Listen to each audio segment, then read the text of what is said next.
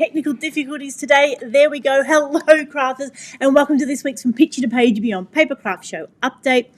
I'm Michelle Brown, Creative Director from Picture to Page, where we're nurturing your creativity with in-person and online events. And we are having a very unstable internet today, so hopefully we can get this update in quickly. So we've got a dash of inspiration.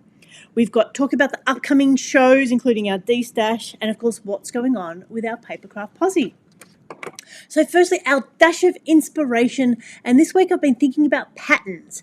How can we use patterns to make our work more interesting, or perhaps taking something simple and then using patterns for inspiration?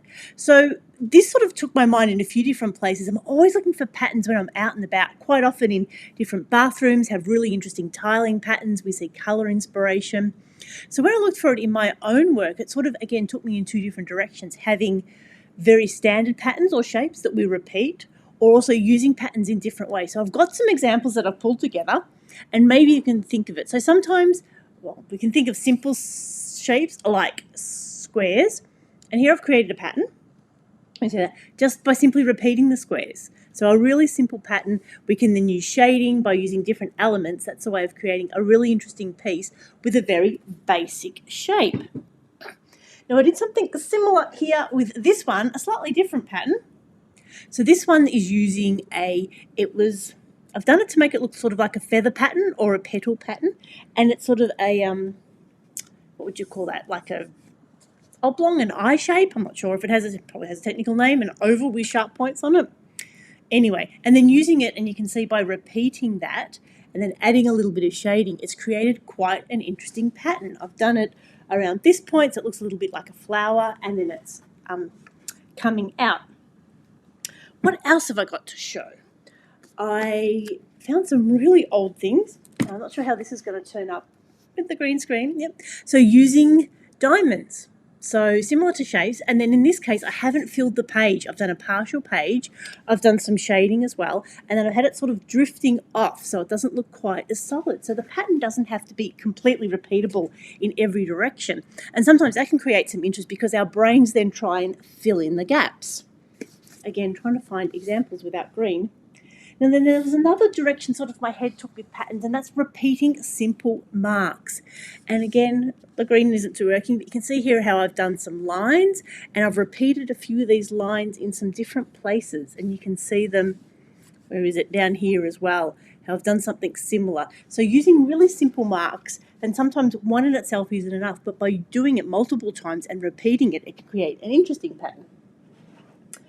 And this one, I think I did this in a class. And here we've got a sort of a fairly simple pattern from a paintbrush, but then I've done it repeatedly. And this was a class with Julie Fanfay Bolzer, and she talks about sort of creating a net of images as well. So using that simple pattern, and you can see here I've repeated it down here with circles. So using simple shapes, but by repeating them. And sometimes, once or 3 times or 5 times isn't enough, and particularly if we've done it by hand, and they look a bit imperfect. If we only have a few, we really pick up those imperfections. But I find if you do more and more and more, sometimes it's hard to know when to stop. Repeating that pattern can actually create quite interest in your artwork. So that's my dash of inspiration for today, is see if you can create patterns with simple shapes and create interest in your artwork. Now, all of the P2P Craft online show from last weekend are now all uploaded on YouTube, so you're welcome to share them with your non-Facebook friends. We are getting ready for Paperific, so many of us retailers are heading down to the Flemington Racecourse on the 25th to the 27th of August, so only just under 2 weeks away, and visit the Paperific website for all the details, the classes, make and takes, which we'll be running, and to get your tickets. Now, the P2P Craft D-Stash is only a couple of weeks away as well. That's on Saturday, the 2nd of September. Now, I've got maybe 1 or 2 places. If you were interested in coming along or returning, please get in touch. Even if I've had a wait list, I tend to have people pulling out at the last minute as well, so I'm happy to have you on standby. And then, of course, if you're looking to grab a bargain or, of course, help our community service by rehoming unwanted craft supplies, make sure you've got it in your diary for Saturday, the 2nd of September. We'll have crafters in from 10 o'clock. It's in Notting Hill on Ferntree Gully Road. Again, for all the details, head over to our website from picturetopageandbeyond.com.au. There you can see a map, best places to park. There'll be snacks there. There'll be a chance to catch up with friends. We'll have a little seating area as well. So from 10 until 3, come and grab a bargain, bring some cash, grab a bag as well. And we really look forward to seeing you. And then that leads us into our Papercrafts Sandown show, which is our major show for the year. We're heading back to the Sandown Raceway in Melbourne, Australia on Friday the 13th, Saturday the 14th and Sunday the 15th of October. We're currently working on a brilliant lineup. Excuse me, and we'll be announcing the retailers and releasing the tickets on Friday, September. I think it was 15th, about the middle of September. So we will email out the exhibitors. We'll let you know who's doing classes, who's doing make and takes. Tickets will go on sale. We'll have our usual 1, 2 and 3 day passes available. So hopefully you'll have that in your diaries. Now, the Papercraft Posse is our little bit of Facebook where we catch up between shows. So firstly, I'd like to welcome all our new members. We've had a great influx since the online show. And just as far as rules go, we try and keep it very relaxed. It's there for you to share your paper crafting creations, to ask any questions of other crafters, or to reach out to retailers. Now, if you've got your own little business, we don't mind you sharing it, but like any community, we'd like you to respect our rules and make sure you're sharing before you start selling to us. So keep it nice and simple. Make sure you're sharing what you're working on, comment on others, encourage others as well. And it really is a lovely place to be. And speaking of having lovely places, we are having our very first and probably only Crafternoon for the whole year. So Saturday the 16th of September, we're going to have a little get-together here in Mount Waverley. We've still got tickets available. And again, for all of those details, head over to our website from picturetopageandbeyond.com.au. Scroll right down to the bottom and click on the Papercraft Posse button, and that'll tell you all about the Crafternoon. There's a little video there, plus you can get your tickets.